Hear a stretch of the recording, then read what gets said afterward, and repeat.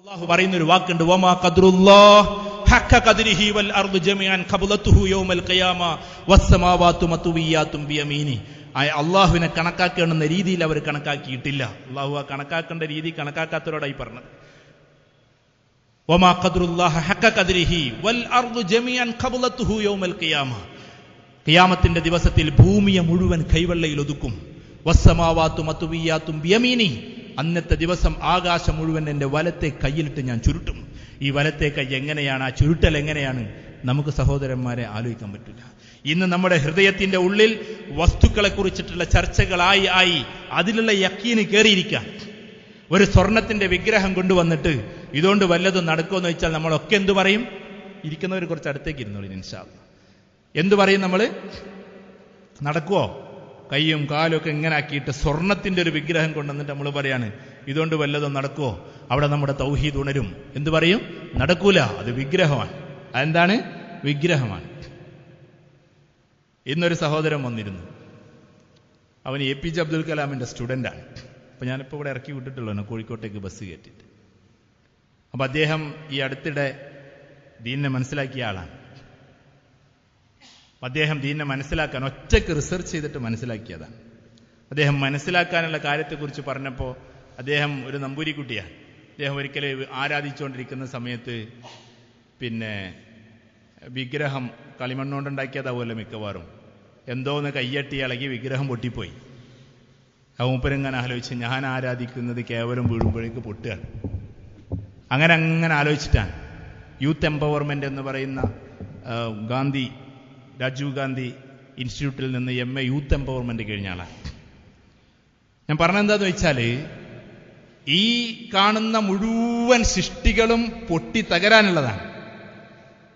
ഞങ്ങൾ അൻഡമാനിൽ നിന്ന് ജമാഅത്ത് തിരിച്ചു വരുമ്പോൾ ഒരു തമിഴനായൊരു മനുഷ്യൻ, നല്ല രസമായി തമിഴ് കേൾക്കാൻ, തമിഴിൽ അള്ളാഹിനെ പറ്റി പറഞ്ഞേ കേൾക്കാൻ. മൂപ്പരിങ്ങനെ പറഞ്ഞ് എല്ലാം അതൊരു മണ്ണാണ്, ഇതൊരു മണ്ണാണ്, ബിൽഡിങ് മണ്ണാണ്, ബസ് മണ്ണിൽ നിന്നുണ്ടാകുന്നതാണ്. ഭയങ്കര രസമാണ് മൂപ്പര സംസാരം.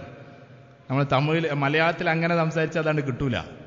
മൂപ്പര ഓലൊരു ലാംഗ്വേജ് ഉണ്ട്. അതും ഒരു മണ്ണ്, ഇതും ഒരു മണ്ണ്, ബസ് പാത്താ നിങ്ങള് എന്ന് വെച്ചാൽ മൂപ്പര് പറയാണ്, നിങ്ങൾ പാത്തിട്ടീയ அந்த ബസ്സേ അതും മണ്ണിൽ വന്നത്.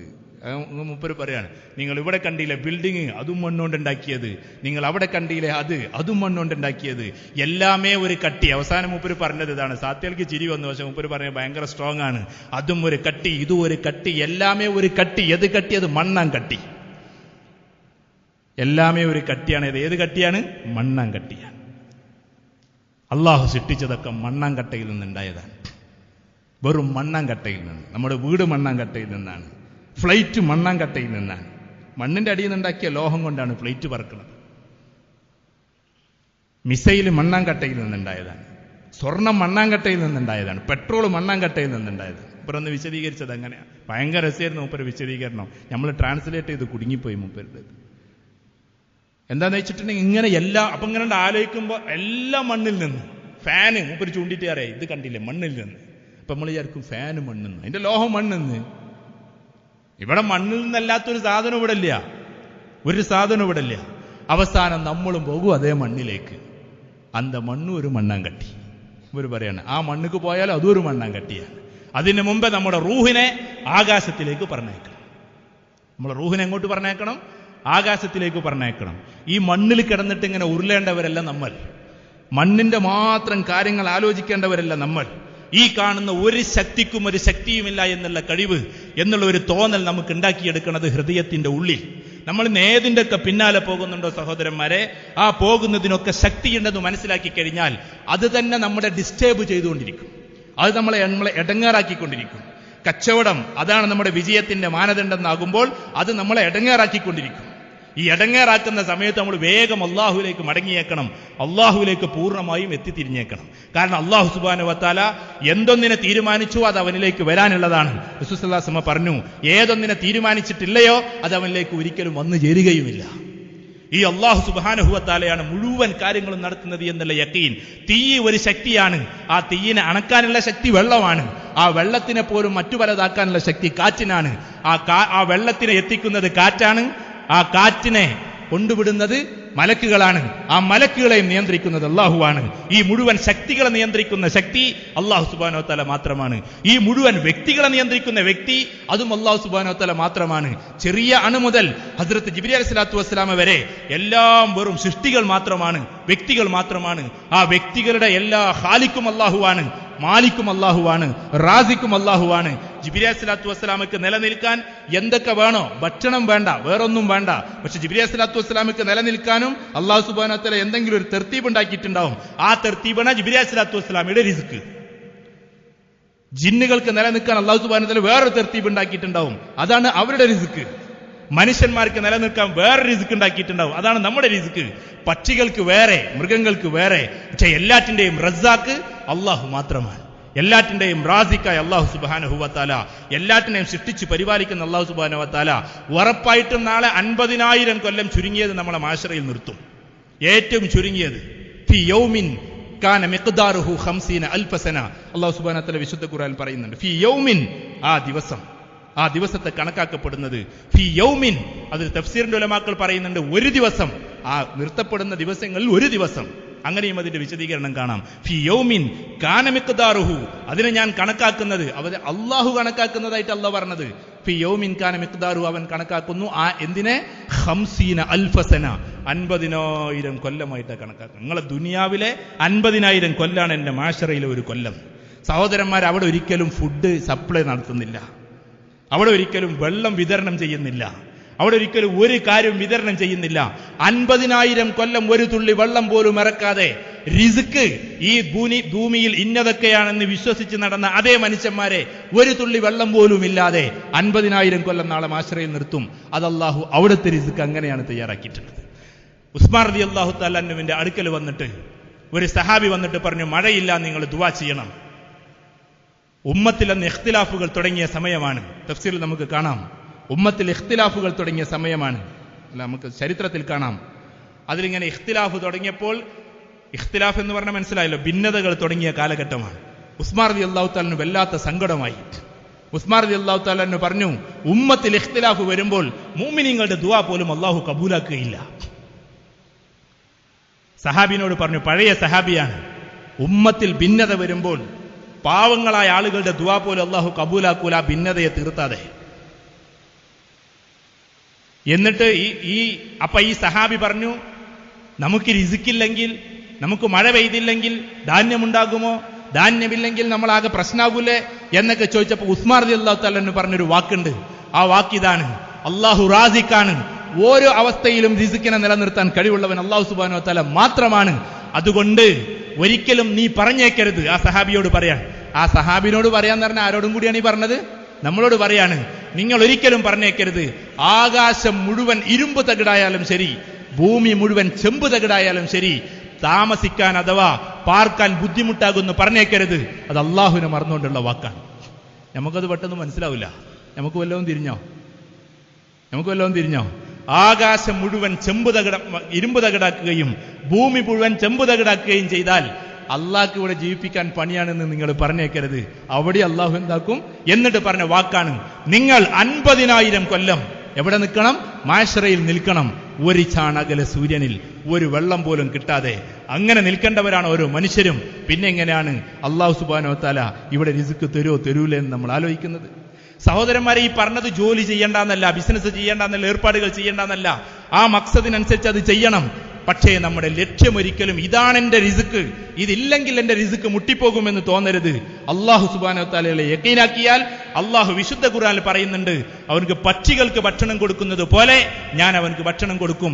ഫുത്തിഹത്ത് അബ്വാബുസ് സമാ, ആ ഹദീസുകൾ വരുന്ന വാക്കതാണ്, ഫുത്തിഹത്ത് അബ്വാബുസ് സമാ, ആകാശത്തിന്റെ കവാടങ്ങൾ അല്ലാഹു സുബ്ഹാനഹു വ തആല തുറന്നു തരും.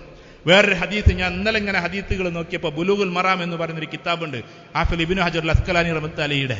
അതിലിങ്ങനെ നോക്കിയപ്പോൾ ഒരു വാക്കുണ്ട്, നിങ്ങളിൽ നിന്ന് ഏറ്റവും ദുർബലരെ കൊണ്ടാണ് അള്ളാഹു നിങ്ങൾക്ക് റിസ്ക്കിനെ ഏർപ്പാടാക്കിയിട്ടുള്ളത്. എൻ്റെ വിശദീകരണം എന്താണെന്നറിയോ? നമുക്ക് 3 മക്കളുണ്ടെന്ന് വിചാരിക്കും.